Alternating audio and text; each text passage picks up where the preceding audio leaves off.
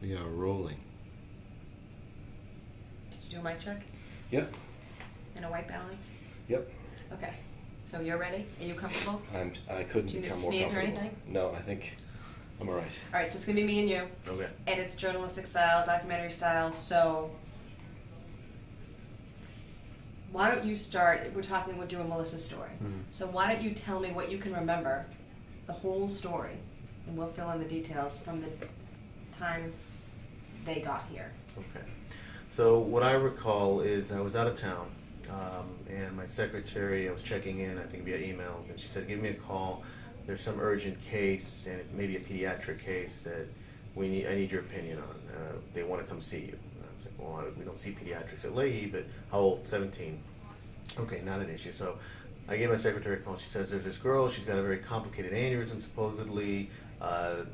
They've been around. They're looking to see if they can come and see you. I said, sure, put them on for whatever day when I come back.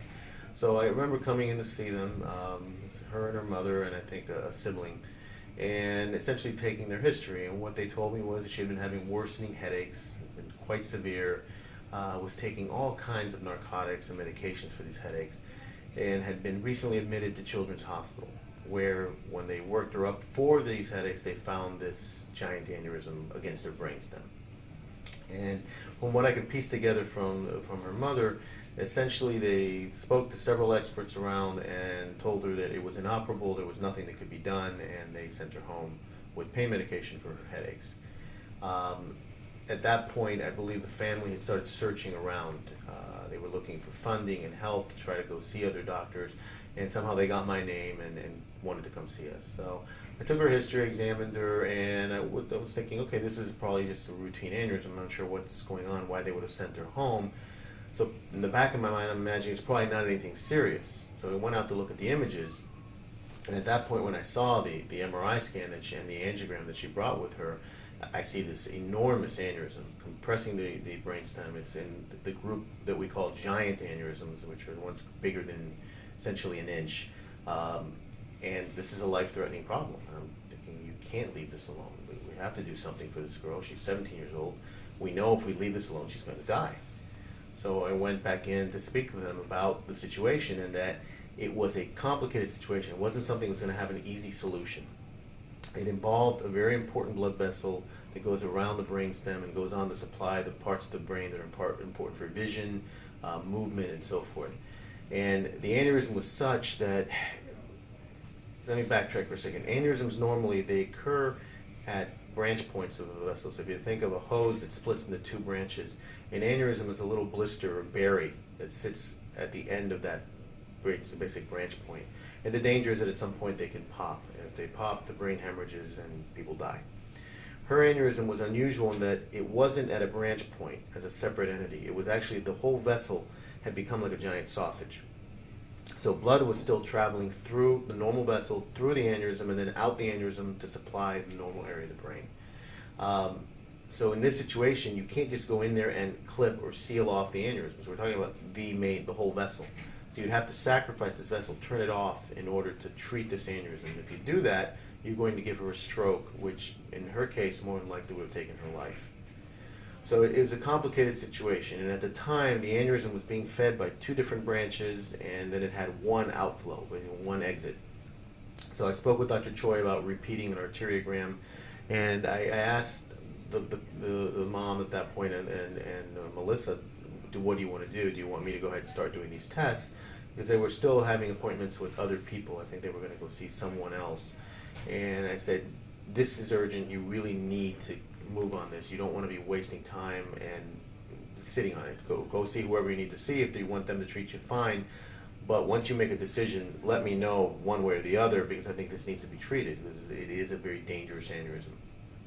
And I think they wanted me to go ahead and set up the test, so we went ahead and did that. And in the time we were waiting to get her admitted for the test, she came back to the hospital with severe headaches, worsening headaches. So she got admitted. Dr. Choi was out of town. He came back into town. We did the arteriogram, and what we found was that the aneurysm had actually gotten larger, which is a very bad sign. It means it's getting ready to rupture. It had gotten larger. Part of it had formed clot, and lucky for us, there were two branches originally feeding it. One of those branches clotted off all by itself. And so it was now just one vessel feeding it and one vessel leaving the aneurysm. But it was much larger, and it was pushing her brainstem. And the brainstem is the part of the brain that basically funnels all the messages. It's like the main cable leaving the brain to the rest of the body. So at this point, we're thinking we have to treat this. The only way to treat this aneurysm is to turn off this vessel, sacrifice the vessel with the sausage.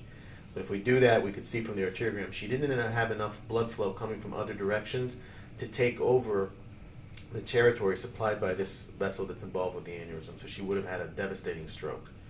So we had to rely on a very unusual operation. It's a type of bypass operation to the brain. We do bypasses frequently for other reasons, and they usually involve vessels on the surface, which are easy to reach. And it's a technically demanding procedure. It's a difficult procedure, but it's done frequently. This required a bypass to a vessel that's right around the brainstem. It's about as deep as you can get in the middle of the head, and so you're working at an incredible depth, and you're sewing together vessels that measure 1.5 millimeters. A millimeter and a half is tiny. If you think of 25 millimeters as an inch, we're talking about vessels whose diameter is only 1.5 millimeters to 2 millimeters. And we're going to connect these two. So what we do is we take the vessel that's in your scalp, it's the pulse you feel right here on your temple. That's a little vessel that runs in your scalp, just under the skin. We take it out of the skin because it's redundant. You don't really need it. And then we open an opening in the skull, open the sac that holds the brain, and now we work under the brain along the floor of the skull, which is right around here, till we get to the brainstem. And what we found there was essentially the back part of the aneurysm funneling down to the normal vessel that was exiting it. So we temporarily clamp that normal vessel, we open a little slit in it, and we take the scalp vessel, and now we sew it to this vessel on the brainstem with this thread that's called 10-0. 10-0 means that it's basically the size of a human hair. And we sew these vessels together. And then we do a special test called an angiogram with a dye that we use intraop through the microscope to see that there's good flow through it, and I have a probe that tells me if there's flow through it.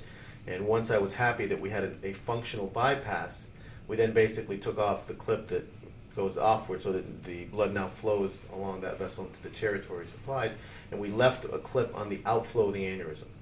And the hope was that now that we've closed off the exit to the aneurysm, there's only an entrance. The blood comes in, but it can't go anywhere. So blood that can't go anywhere becomes turbulent, stagnates, and clots. And that's what we were hoping for, that the aneurysm would just completely clot off, and that would be the end of it. And we've essentially recreated the vessel by using the scalp vessel. We have to give her aspirin and heparin at the time of the operation to keep the bypass open, and that prevents clot forming. So there's always a concern that the aneurysm wouldn't clot off completely. So to assess everything, the next morning after the surgery, she was awake, she was doing well. We took her down to the angio suite, and Dr. Choi did another arteriogram to assess the bypass, see how well it was open and how it was flowing, and it looked beautiful. Good flow going out to where it needed to go. And the aneurysm had clotted off, I'd say about 70%. The back side of it had clotted off, but there was still a pocket at the entrance where blood was coming in and trying to swirl in and out. So in order to just finish it off, Dr. Choi went ahead and put some coils at the entrance, and that essentially seals off that segment and cures the aneurysm. And she did very well. We were able to get her off all the narcotics. Her headaches improved, and we just recently saw her in follow-up and did a follow-up MRI scan, and the aneurysm is now essentially gone. It's shriveled up and become a cord of scar, essentially. It's much smaller. There's no longer any pressure on her brainstem or anything like that. And what is her prognosis going forward? She's cured. She's cured. Yep. When you saw her, and as you said, this was a giant aneurysm. Have you ever seen, is this the biggest aneurysm you've seen? I've seen giant aneurysms. It's among the biggest I've seen, but we do see giant aneurysms frequently. We see them in other locations. This is an unusual type. Number one, in her age group. You don't usually see aneurysms in this age group. And number two, this vessel in particular, we do see aneurysms there. When they do occur, they are sausage-like. This is one of the bigger ones that I've seen. And not only big, but as you had mentioned, also in a very difficult area to reach, Right. and many unusual things about it. Right. Thank you so much for the information on the bypass, because she knows she had a bypass and mentioned bypass, but no one has explained it to date. So that was really helpful. Again, trying to get the sense of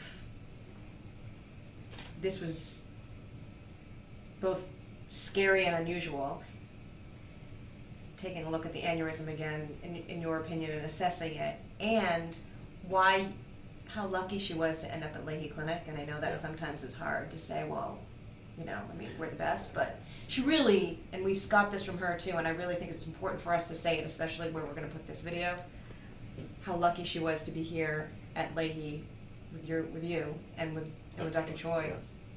Well, we had the expertise to do this procedure, and the reality is this specific bypass. Let's try, I'm sorry to interrupt you, keep on that same thought. We haven't really said Leahy Clinic much, and if you don't mind saying Leahy instead of we. Okay, so Leahy, we have this expertise.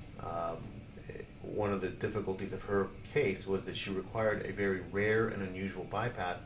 It's really only done at a handful of centers around the whole country. I'd have to honestly say probably less than 15 places around the country can do this specific bypass. So we had the Dr. Choi's expertise here at Leahy Clinic for the endovascular component of it, and I have the skills to do this type of bypass. It's scary, it's risky, but I didn't see any other alternative in her case. She was going to die if we did nothing, and luckily she did find us. Prepping her and her family for the surgery, what did you really think her outcome was going to be? I think that her outcome ended up being miraculous. Was that what you expected? It's what you expect. You don't go into an operation thinking that you're going to fail. You know that there are risks, and you have to be very upfront and honest with the family and with yourself in terms of this could go very wrong, but you can't dwell on that. You've got to go in with your confidence, knowing that you have the skills to do this, you have the team, and you're going to execute this, and you just take it a step at a time and you get through it. The reality is I have to prepare them. I told the family the bypass may not work, or it may work for a few hours and then clot off. There's a whole host of technical issues associated with bypasses, some of them beyond our control in terms of the vessels and how well they match up in terms of size, her blood pressure, the flows. All these things factor in, and bypasses can occlude. And if her bypass occluded, and we've already sacrificed the vessel with the aneurysm, she was going to have a stroke. And that stroke, in the best case scenario, was going to leave her blind in part of her vision, probably paralyzed on one side of her body. More than likely, given the way her blood flow looked on the arteriogram, she would have died from swelling from the stroke. And you used the word cured. So Correct. She's completely because normal? we've basically recreated her blood vessel with a scalp vessel. So it starts out as a scalp vessel, becomes this vessel in the end. And the part that was all aneurysmal, or with the aneurysm, is essentially occluded. The inflow and the outflow, the entry point, the door in and the door out are shut down. So anything that was stuck in there on the inside, which was blood, is clotted off. And over time, clot like that turns into scar. And that's all that's left at this point. So the aneurysm is gone. It's cured. Is it like a detour? The bypass it is a detour. It's a new route. And does